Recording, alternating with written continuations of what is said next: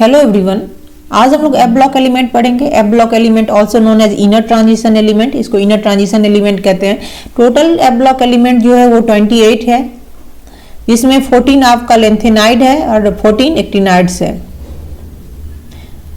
ठीक है, what is F block element? F block element उसे कहते हैं जिस एलिमेंट का लास्ट इलेक्ट्रॉन एफ सबसेल में एंटर करता है। एफ सबसेल में एंटर करता है उसे आप क्या कहते हो? F block element.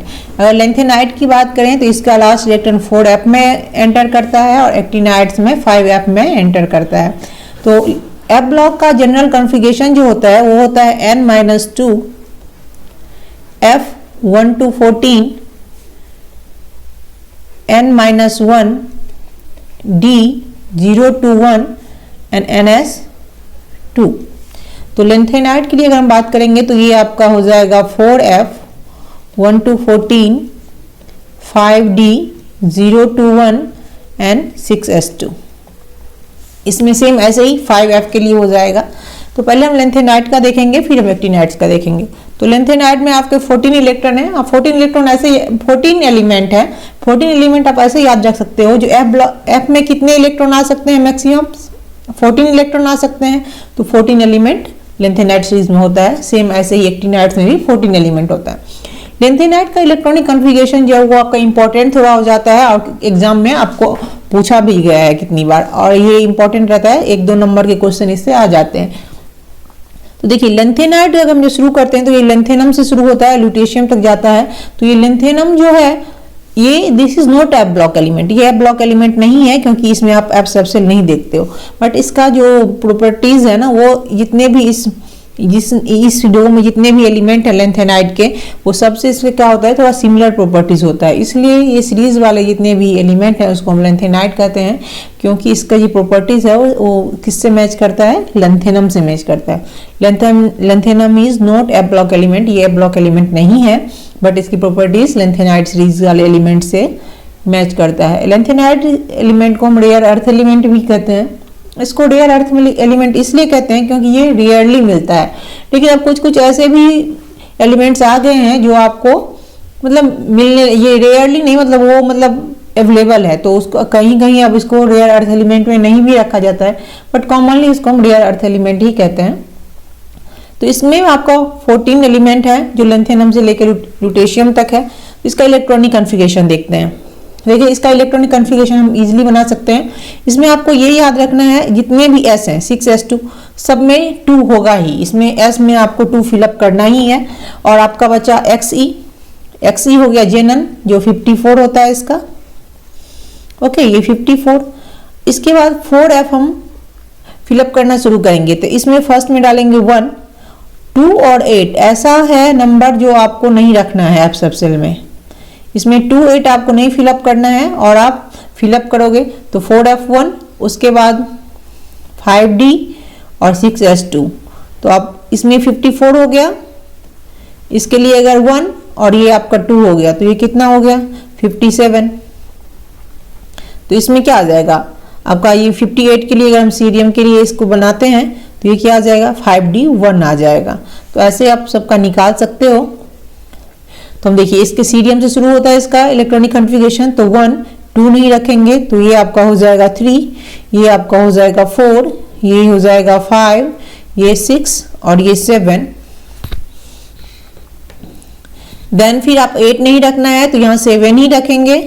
फिर आपका 9 आ जाएगा, फिर 10, फिर 11, फिर 12, फिर 13 और फिर 14, फिर 14। मतलब 2 बार 7 आएगा और 2 बार 14 आएगा। आप इससे इसको ध्यान रख सकते हो। Half filled orbital and full filled orbital is more stable than less than half field and more than half field. तो इसमें देखिए आपका ये लेंथेनम जो है इसमें कितने इलेक्ट्रॉन? 57 है, तो जेनन का 54 हो गया। और इसमें एस में तो 2 रहेगा तो 54, 56, एक इलेक्ट्रॉन और चाहिए तो 5d में 1 आ जाएगा। ओके, अब ऐसे आप सबका निकाल सकते हो। आपको इसमें ध्यान क्या रखना है? ये एक आपको ध्यान रखना है जो 2 और 8 हम नहीं फिलअप करेंगे। उसके बाद 1 से सीरियम से शुरू होता है ब्लॉक एलिमेंट। तो 1, फिर 3, फिर 4, 5, 6, 2 बार 7। तो 7 में यहाँ देखिए ये जो गैडोलिनियम है, ठीक है, GD इसका बनाते हैं Gd का कितना होता है 64, तो इसका आपका आ जाएगा Zn Xc, फिर आपका आ जाएगा 4f7 5d आपको निकालना है 6s2, तो अब इसमें कितना आ जाएगा Zn 54 हो गया, 54 एंड ये आपका आ गया 7, तो 54 is 61 एंड 60 is 3 हो गया, तो अपने पास 64 है तो d में 1 डाल देंगे, तो ये इसका इलेक्ट्रॉनिक कॉन्फ़िगरेशन हो गया। ऐसे आप इसका इजीली निकाल सकते हो, जैसे यूरोपियम है, ठीक है, U 63 इसका है, तो क्या हो जाएगा Zn 54, फिर 4f में 7 ही है इसमें, फिर 5d एंड 6s2, तो आप 54 एंड 7 हो गया 61, 2 हो गया 63, तो ये 63 ही इसमें इलेक्ट्रॉन है, तो ये आपका हो गया 0। ऐसे आप किसी का भी इजीली निकाल सकते हो। जैसे हेलोमियम है, हेलोमियम का कितना है 67 है, तो इसका आप ऐसे निकालो, जैसे HO है ये 67, ये आपका Zn हो गया 54, ये आपका गया 4 11, 5d में क्या आ जाएगा, यहाँ 0 आ जाएगा क्योंकि 6s2 है। अब ये देख लीजिए 11,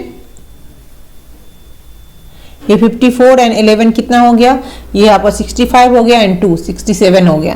तो ऐसे किसी का भी आप याद रख सकते हो, बस आपको जब f का हम फिलअप करेंगे तो आपको ये याद रखना है 2 और 8 आपको नहीं फिलअप करना है, 2 बार 7 आता है इसमें क्योंकि ये हाफ फिल हो जाता है, और यहाँ पे d1 आ जाएगा, और लास्ट में आपका 2 बार 14 आएगा जिसमें इसमें d1 आ जाएगा। ओके, देन नेक्स्ट पॉइंट, इसका नेक्स्ट पॉइंट क्या है, general characteristic of lanthanide. Lanthanide का जनरल कैरेक्टरिस्टिक इसमें क्या होता है, +3 ऑक्सीडेशन स्टेट जो होता है वो मोर स्टेबल होता है। सभी जितने भी लेंथेनाइड है सबका +3 ऑक्सीडेशन स्टेट मोर स्टेबल होगा। जैसे ऑल लेंथेनाइड सो +3 ऑक्सीडेशन स्टेट, +3 ऑक्सीडेशन स्टेट जो है इसका मोर स्टेबल ऑक्सीडेशन स्टेट है, ये मोर स्टेबल ऑक्सीडेशन स्टेट है इसका, ठीक है। +3 जो जितने भी लेंथेनाइड हैं सब +3 ऑक्सीडेशन स्टेट शो करता है और ये स्टेबल होता है। लेकिन कुछ ऐसे एलिमेंट हैं जैसे सोमेडियम +2, यूरोपियम +2 एंड यूवेट्रियम +2, ये सब +2 ऑक्सीडेशन स्टेट भी शो करता है। और सेरियम जो है वो +4 ऑक्सीडेशन स्टेट शो करता है। जैसे सेरियम के लिए आप, सेरियम कितना फर्स्ट है, first element of lanthanide series है, तो इसमें कितने इलेक्ट्रॉन्स होते हैं, आप ऐसे जेनन इसका होता है ना, ये जेनन, और इसमें 4f1 होता है। तो लेंथेनाइड का क्या होता है, +3 ऑक्सीडेशन स्टेट जो होता है वो मोर स्टेबल होता है। जितने भी लेंथेनाइड है ऑल आल्सो +3 ऑक्सीडेशन स्टेट, सबका +3 ऑक्सीडेशन स्टेट मोर स्टेबल होता है। बट कुछ ऐसे लेंथेनाइड्स हैं जो +2 ऑक्सीडेशन भी स्टेट दिखाते हैं, एंड एक सेरियम जो है वो +4 ऑक्सीडेशन स्टेट दिखाता है। +2 में सोमेडियम, यूरोपियम एंड यूवेट्रियम जो है वो +2 ऑक्सीडेशन स्टेट दिखाता है। तो देखिए ये अगर सपोज यहाँ +2 है, ठीक है, और ये +3 में, +2 वाले जब +3 में जाएगा तो क्या हो जाएगा, ऑक्सीडेशन स्टेट क्या हो रहा है, यहाँ पर इंक्रीज हो रहा है। दैट मीन्स ये कैसा रिड्यूसिंग एजेंट के जैसा शो करेगा, मतलब बिहेव दिखाएगा। तो ये आपका +2 जो है रिड्यूसिंग एजेंट के जैसा, यहाँ लिख लो, ये जितने भी हैं सब रिड्यूसिंग एजेंट के जैसा काम करेंगे। अब जबकि ये सेरियम है, सेरियम +4 में रहता है, जब ये +3 में जाएगा तो ऑक्सीडेशन स्टेट क्या होगा, डिक्रीज हो रहा है ऑक्सीडेशन स्टेट। दैट मीन्स ये जो है ये ऑक्सीडाइजिंग एजेंट की तरह काम करेगा।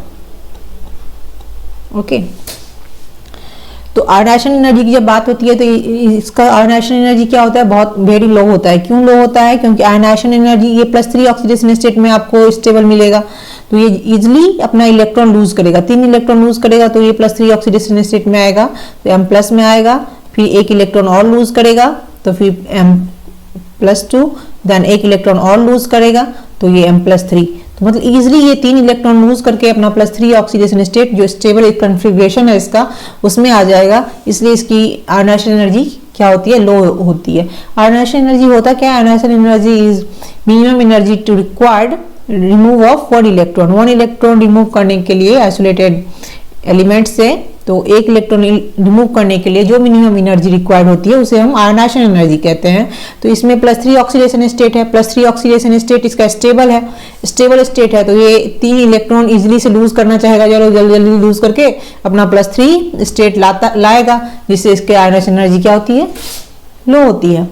मैग्नेटिक प्रॉपर्टी की बात करें तो मैग्नेटिक प्रॉपर्टी में जो कॉन्फ़िगरेशन F0 वाला और F14 वाला, दो ऐसा कॉन्फ़िगरेशन है जो डायामैग्नेटिक होता है,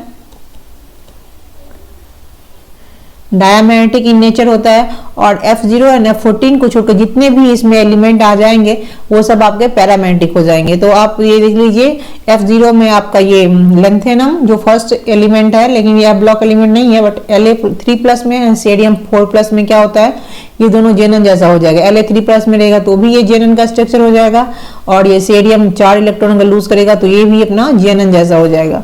दैट मीन्स ये डायामैग्नेटिक हो जाएंगे। और F14 में ये बेटेरियम और नीचे का जो है पोटेशियम, ये आपका +3 में क्या हो जाएगा, डायमैग्नेटिक हो जाएगा। ये चारों को छोड़कर जितने भी इसमें है सब पैरामैग्नेटिक इन नेचर है। ओके, अब बात आती है लेंथेनाइड कॉन्ट्रैक्शन की। तो what is lanthanide contraction?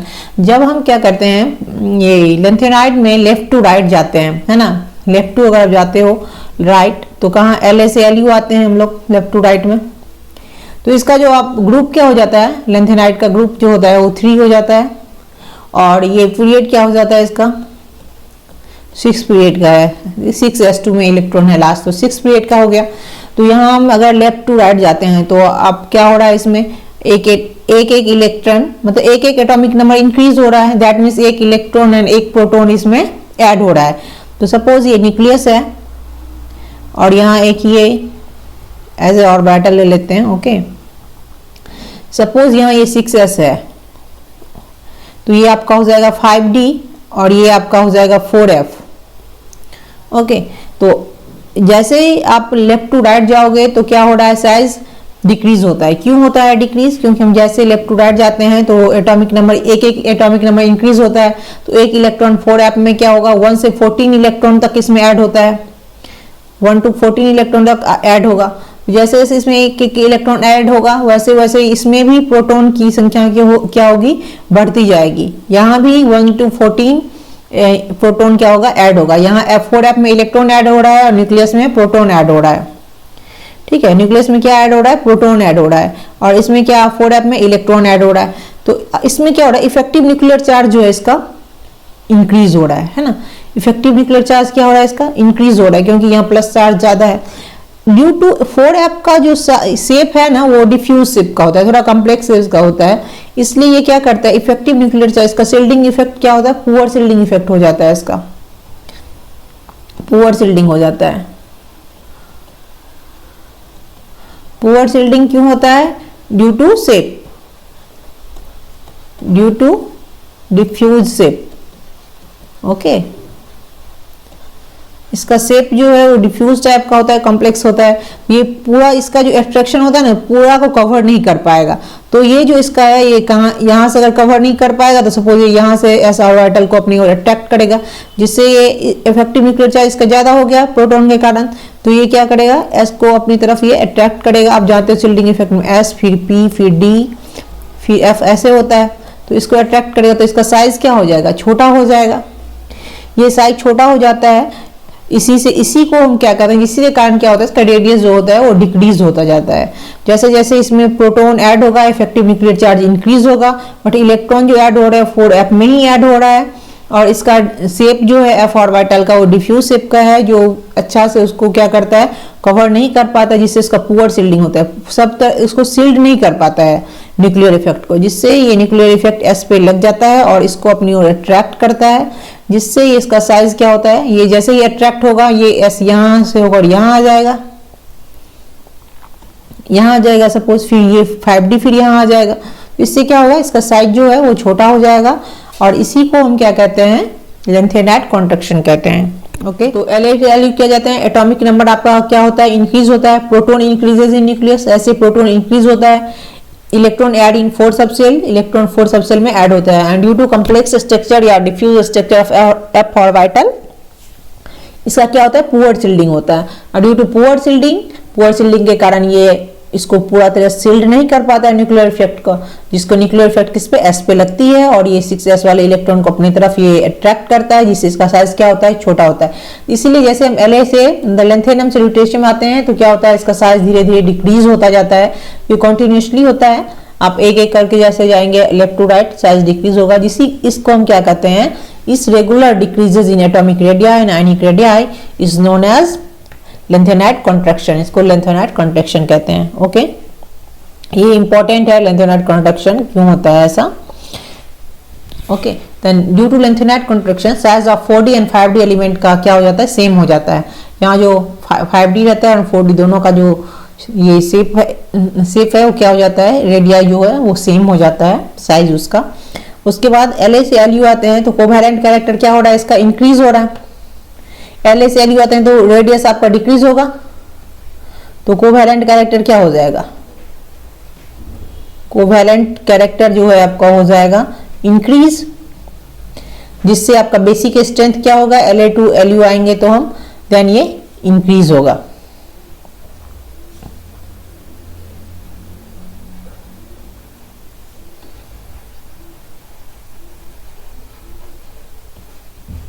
Basic strength also increases. देखिए इसका बेसिक स्ट्रेंथ की हम बात करें ना तो अल्कली मेटल का जो होता है ये H2O के साथ रिएक्शन करता है, अगर लेंथेनम तो हाइड्रोक्साइड देता है, इसीलिए ये बेसिक है। और ये अगर सपोज अल्कली का सबसे ज़्यादा होगा, अल्कली का जो हाइड्रोक्साइड है वो सबसे ज़्यादा बेसिक होता है। उसके बाद अल्कलाइन का होता है, अल्कलाइन अर्थ मेटल का, अल्कलाइन अर्थ मेटल के बाद आप इसका हो जाएगा लेंथेनाइड का हो जाएगा, Ln का, फिर उसके बाद आपका एल्युमिनियम हाइड्रोक्साइड का होता है। Okay, then all lanthanide are colour complex and ion. Lanthanide जो है कलर कॉम्प्लेक्स से आयन बनाता है, क्यों बनाता है, due to FF transition. FF transition के कारण F सीरीज के जो भी एलिमेंट हैं, जैसे लेंथेनाइड के जो भी एलिमेंट हैं वो क्या करते हैं, कलर शो करते हैं। जैसे DD ट्रांजिशन होता है, बट DD ट्रांजिशन से इसका जो FF ट्रांजिशन होता है ये वीक होता है।